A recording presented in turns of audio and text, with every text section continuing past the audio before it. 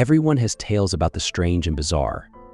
My story is about how my half-whole mask saved my life and continues to save my life to this very day. Late in December, I was traveling north from California to my home state of Oregon. Nothing fancy, I was just going to visit the family for the holidays. On my way north, I hit a small snowstorm. It was nothing awful, just a lot of snow falling all at once. I wasn't worried about the small increase of snow at first, considering I had snow tires installed before I started my long journey home. I did, however, get a little hesitant to drive when the snow started to really come down. The large amount of falling snow, coupled with the large amount already littering the ground as I traveled higher into the mountains, caused me to consider finding a place to stay for the night. I figured I could get some sleep while the storm passed over, and the fact that I could give my car's heater a break before it decided to burst into flames or worse, just stop working altogether. I scanned as much of the landscape as I could, but there were no buildings in the immediate area. The only other option that I had for my predicament was to keep driving and hope there was a town or exit nearby that I could take in order to escape from the storm. I must have been driving for at least an hour before I saw a sign up ahead indicating how far the closest city was.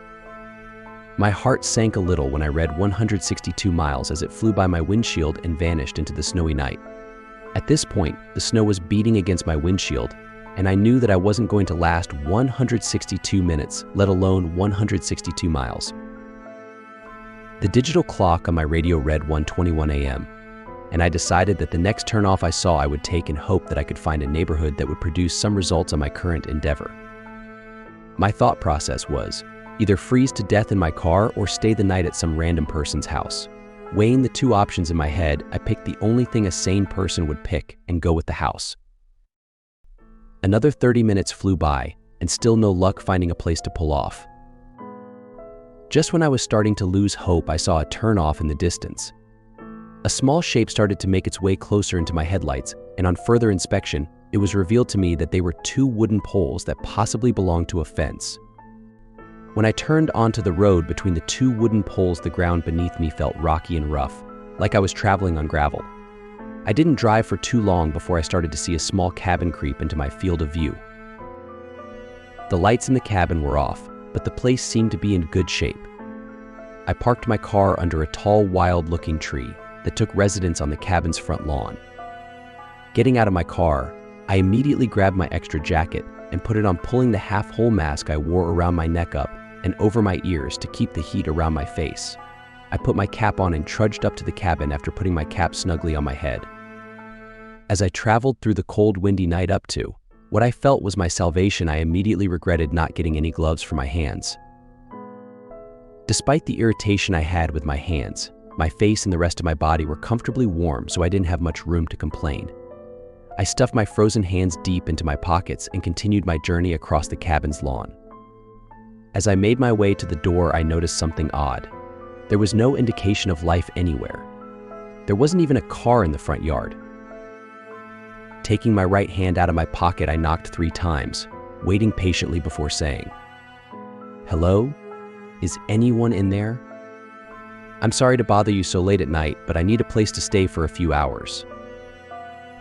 Nothing answered my plea for help, so I knocked 3 more times on the door, hitting my knuckles harder against the aged wood of the entrance.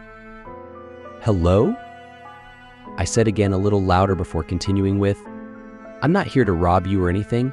I just need a place to stay for the rest of the night. I promise I'll be gone by sunrise." As I finished my sentence, I touched the ornate metal door handle. Noticing that the door seemed to be unlocked, I said in a loud voice, "I'm coming in. If there's anybody in there, let me know now, please." I pressed the metal lever down, finding it a bit odd that the door was unlocked, and opened the door with little resistance on the other end, closing it behind me with about the same resistance, despite the fact the door looked really old. Looking around the area, I noticed the cabin had 5 rooms. The living room, which was the biggest room, a small kitchen, an even smaller washroom, and what I assumed were 2 small bedrooms in the back. No lights were on inside the cozy cabin, making it almost pitch dark if my eyes weren't already adjusted to the darkness from outside. I decided the best thing to do would be to search for a light switch, so I took out my phone and turned on my flashlight app to scan the walls. My scan produced no results, however, and at the risk of losing precious battery power on my phone, I decided the best option would be to turn off the light and put my phone on airplane mode. Before turning off my light, I studied the paintings hanging on the wall that I glossed over in the initial scan. Each painting that crossed my sight was just typical landscapes or harbors, things like that. There was a painting that looked like a fox hunt or something like that. But other than that, it was just typical paintings you would see hanging on the walls around an elderly person's home. There was a painting, however, that caught my attention. The painting was small and consisted of what looked like two adults, a mother and father, a teenage girl, and a small child. The family captured in that painting were wearing what looked like Victorian-era clothing. I'm only guessing about the clothes. I mean, they could have been from the 1800s or the early 20th century. The point is that the clothing was very ornate and regal. There was something really disturbing about the image in the painting, though. The faces of each member of the family looked like they were smoothed over with clay. It's kind of hard to describe it, but the three family members looked like they had no facial features. By no facial features, I mean instead of the normal facial features you and I have, the three people in the painting had grooves of smooth flesh where normally you have an eye, nose, or mouth. The only person in the painting who didn't possess a blank face was the teenage girl, who had normal facial features for a teenage girl. In fact, she was quite breathtaking. I pulled myself away from the painting to take a glance at my phone for the time. My phone indicated that it was past 2 o'clock in the morning, so I decided to go to the back room and check to see if it was occupied. To my relief, the room was vacant. Besides a medium-sized bed, ornate dresser, and nightstand, there wasn't much to go by. The walls were blank besides more sappy paintings to give it a little more atmosphere.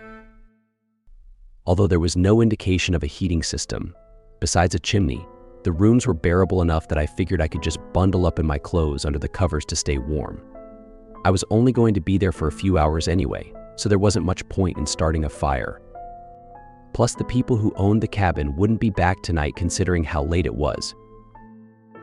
I hopped into the worn-out bed facing the open door next to another door I assumed was a closet and pulled my half-hole mask completely up and over my face to make sure my head would stay nice and warm the rest of my stay. Pulling the fabric of my mask down slightly, I set the alarm on my phone for 4:30 a.m. and put it back down onto the nightstand. I covered my face again and bundled up tightly with the sheets, closing my eyes and letting dreamland take me away until I woke up after what felt like minutes later to the sound of scratching. My body froze as I heard the noise over and over again, softly coming from the closed door. I tried to relax by thinking that all the noise that I heard was just a rat or some other animal that was spending the night in the closet while the cabin's owners were away. Quietly, I shifted onto my back, pulling my half-whole mask down slightly so a little slit appeared, giving me a small window to look at what was out there. I laid on the bed stiff as a board with my cap and mask covering my face in such a way that it acted like a visor, giving me a small peek at what was in the darkness. Thankfully, my eyes were still adjusted to the dark, which gave me a small amount of reassurance as I continued looking in the direction the scratching noise was coming from. The scratching continued louder and longer for what seemed like minutes until just like that, it suddenly stopped. Silence filled the room again, but it wasn't a safe kind of silence. The deafening silence in the room was a foreboding, ominous sort of silence. The vacuum of sound in the air was the type of silence that happens in a movie just before something jumps out at you. Just when I began to calm myself down, the doorknob to the closet began to jiggle and turn very slowly. My heart was racing out of my chest as I saw and heard that knob turn, and every inch of my body wanted to bolt out of that bed and out of that cabin before whatever was on the other side of that door got out after me. I laid perfectly still on the bed, despite the fact that I had a cocktail of adrenaline, nerves, and instincts telling me to get the hell out of there. My eyes widened as the door to the closet opened slightly, and I saw what looked like a dried head attached to an elongated neck pop out of the opening, followed by a skeletal body. The thing that was emerging from the closet crawled on all fours out of the doorway and slowly made its way to the bed I was sleeping in. I had never been more frightened in my whole entire life as the thing stood up, almost touching the roof of the cabin, and looked down in my direction. The creature stood there studying me as I peeked through the thin slit in my mask. pure terror swirling around in my mind as I glanced up at the body of the creature. Looking at the creature's skeletal face, I noticed that it had no eyes in its eye sockets, which led me to believe that it couldn't see me even though I could see it. Just when the idea of it not being able to see me started to give me a little comfort, the creature began to speak. Strange. The creature whispered softly as it continued to watch me, and then began to speak again. It has no fear of me. The creature continued to say in a hoarse tone as it began to breathe loudly, continuing to look at me and gripping down on the edge of my bed. Feeling the creature's bony hand touch the edge of my bed caused my brain to go into complete panic mode. The only thing that stopped me from jumping up was the thought that maybe the creature believed I was dead or asleep and wouldn't attack. How can it not fear? How can it not fear me? The thing said through clenched teeth before loudly gasping and suddenly pulling back with its mouth open in an expression that seemed like fear. It has no face. The thing whispered to itself as it continued to back away. It has no face. The creature said again, but this time louder than before and slightly more threatening. It has no face. The creature shouted as it backed off further away from the bed. I heard the thing breathing loudly and quickly before calming down and slowly returning to the side of the bed. Leaning over me slowly, the creature continued to look at me before softly beginning to breathe on my face. I could smell its foul breath even through my mask. The smell was so powerful that it took all my strength to not gag as a reflex to the awful stench. In my mind, I made the choice to keep motionless and not do or say anything that could compromise whatever illusion I was giving the thing that was currently studying me. The creature breathed on me again softly. The stench I smelled from its breath could only be described as pure death, which only strengthened my resolve to stay perfectly motionless. Strange. The thing whispered at me again, leaning in close to me to the point where I could see and smell its decaying flesh. The creature slowly reached for me, its hand slowly moving towards my face. With every inch that decaying hand moved, I couldn't help but feel my situation becoming more and more dire. I thought that this was it for me. The creature would kill me tonight, or take me away and torture me, then kill me, and no one would know what happened to me. No one would find my body out here, and no one would know my story. I could feel tears start to swell up in my eyes as I thought of everyone I ever loved being yanked away from me in this one moment. No face. No face. No face. The creature softly chanted as its hands crept ever closer to my face. I could hear the anguish in the creature's voice as it continued chanting over and over as it reached for me. As the creature's long, bony hand crept only centimeters away from my face, I braced myself for the worst, making the last thoughts I would ever have about the people I loved. Just as I thought my life was over, a sudden loud noise erupted from the room, filling the ear closest to the nightstand with a flood of beeps, and causing the creature to scream and jump back. As the noise continued, the creature threw itself back against the wall, shrieking uncontrollably in terror as it stumbled back towards the closet. I was dumbstruck for a second before the thought came to me that I had set my alarm for 4:30 a.m., which must have been the source of the noise. I jumped out of bed, grabbing my phone and pointing the lit-up screen at the monster as the alarm continued to ring loudly. The loud ringing caused the monster to shriek even more in confusion and terror as it retreated quicker as I approached. Seeing my chance, I activated my phone's flashlight and put it on strobe in order to disorientate the monster further. No face. No face. No face. The creature shrieked at me as it withdrew to the safety of the closet. I continued to shine my light on the creature, and for added effect, I started playing loud music as I continued to jab my phone in the monster's direction like a lion tamer. The thing threw itself into the dark recesses of the closet, and I shoved the door back, locking it after I slammed it closed. The shrieks coming from the monster started to get fainter and fainter, like it was retreating deeper into the house. No face. No face. It has no face. I could hear the creature yell out as it got further and further away. After hearing the last retreating words of the thing that terrified me the whole night, I bolted from the cabin at breakneck speed, jumping into my car and floored it off the gravel road. I was shaking all over as I drove, and when I pulled my half-whole mask further down, my exposed skin was as white as the snow that littered the ground. I was so frightened by the whole experience that as soon as I pulled into the first town I saw, I parked my car and began to sob uncontrollably for a while. The experience that I had just been through would scar me for life, but as I wept in my car in the parking lot of a 7-Eleven, I couldn't help but start to laugh a little in between my fits of crying. I got through my ordeal without so much as a scratch on me. Well, besides the mental scars, I was fine, I was alive, and I didn't have to worry anymore. After I finished with my whole episode of crying and laughing like an insane person, I entered the store sniffling and wiping away the rest of my tears. As I continued into the store, the cashier looked up at me and traced my direction with his eyes before continuing with what he was doing. The store was mostly empty. Besides an elderly couple, I was the only customer in there. Had a rough night. The cashier said with one eyebrow cocked up while he scanned my items.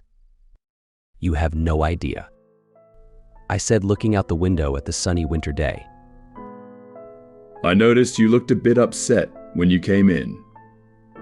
What happened? Did you get dumped or something? He said, looking up at me as the register computed how much I owed him. Looking at the young man behind the register, he seemed to be a little younger than I was, although that doesn't say much because even though I'm 22, I look younger than my actual age. I looked at the cashier's name tag for a second before feeling that I had nothing to lose by telling him about the night I just had. The small name on his ID tag read Evan, and as I finished telling him my frightening tale, something odd happened. I expected him to burst out laughing or say I was the best liar he had ever talked to. Instead of doing any of that, Evan just stood there, his skin milk white, as he stared at me with an expression so horrified, he gave me the impression that he just witnessed someone get run over by a train or something. Evan, are you all right?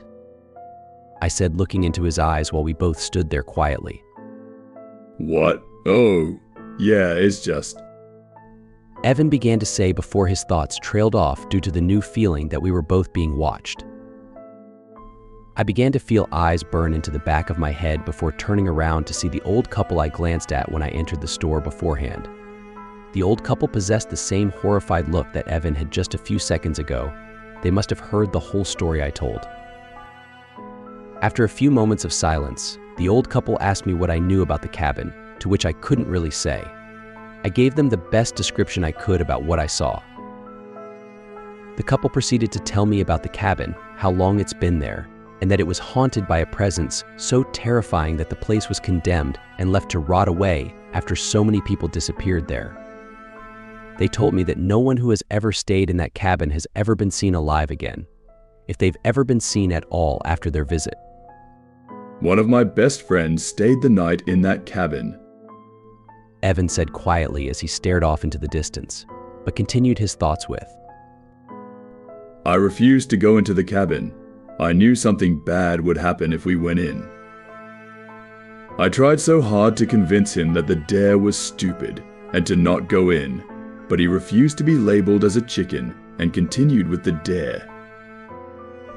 Evan's eyes began to water as he continued with his story. I never saw him again after that night. I kept calling his house, but his parents still couldn't find him. We put out flyers and billboards, but we never had any luck. After a few days, we contacted the police and I told them about the cabin. Evan began to choke down tears as he clenched his fist. They found him in the basement of that cabin, sprawled out on the floor. His eyes were surgically removed from his eye sockets, his nose was removed, and his lips, they were sliced off. When they found him, he was naked with an incision from the bottom of his rib cage to his pelvis down the middle of his body. All of the internal organs were extracted from his body, and to add insult to injury, his genitals were sliced clean off. But do you want to know the worst part of it all? When the police did an autopsy on the body, they found that he was alive during the whole process.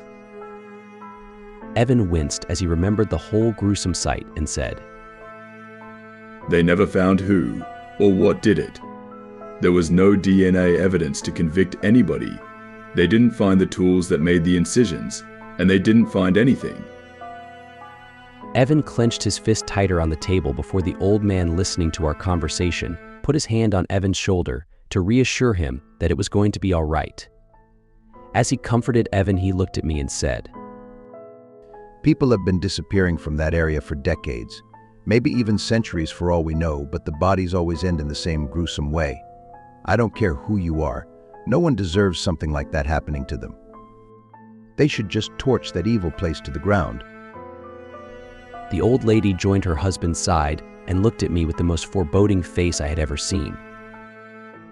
If your story is true, you should consider yourself the luckiest man on the face of the earth. In all my years of living, you are the only one to go into that cabin and come out alive. The woman said, gripping onto her husband's hand tightly as she spoke to me. After hearing the old woman's words, I realized that Evan said the body of his friend was found in the basement, which explains why the monster's voice got fainter. It would have pulled me into the basement if my phone hadn't gone off. I quickly paid for my items and left the store more troubled now than I was when I entered. Feeling drowsy due to the lack of sleep and constant adrenaline rush caused by my whole terrible ordeal, I decided to go to a hotel and spend the day sleeping and relaxing to get my mind off things. That night, I sat on the bed in my hotel room and looked at the two items that saved my life. In one hand, I gripped onto my half-whole mask, which hid my face from that terrible monster. In my other hand, I held my cell phone, which scared away the horrible beast that could have killed me. I decided that from that day on, I would always wear my half-whole mask to bed. It saved my life, and that's the least I can do for it. The recent brush with death I just experienced had taught me that life is too precious to waste, so I decided to ask my best friend Samantha out on a date, and things worked perfectly. Samantha and I were together for 2 years before I recently asked for her hand in marriage, to which she said yes. Part of me will never forget that awful night, and because of it, not only have I been wearing my half-whole mask to bed every night since then, I've also made it a priority not to live in any type of house that has a basement. As an added safety measure, I started locking every door before going to bed. It's a pain, but you can never be too careful. Despite these crazy precautions, Samantha has accepted my little quirks and has continued to be supportive as we continue our journey through life together. I couldn't be happier with the way things turned out in my life, and I'm so lucky to be with Samantha. Everything's perfect. There's just one thing that bothers me, and I think I might just have to blame my imagination. But sometimes when I wake up at night when it's really quiet, I'll hear soft scratching noises. Also, and I think it's just paranoia, but I swear, sometimes I hear something whisper. No face. From inside my closet.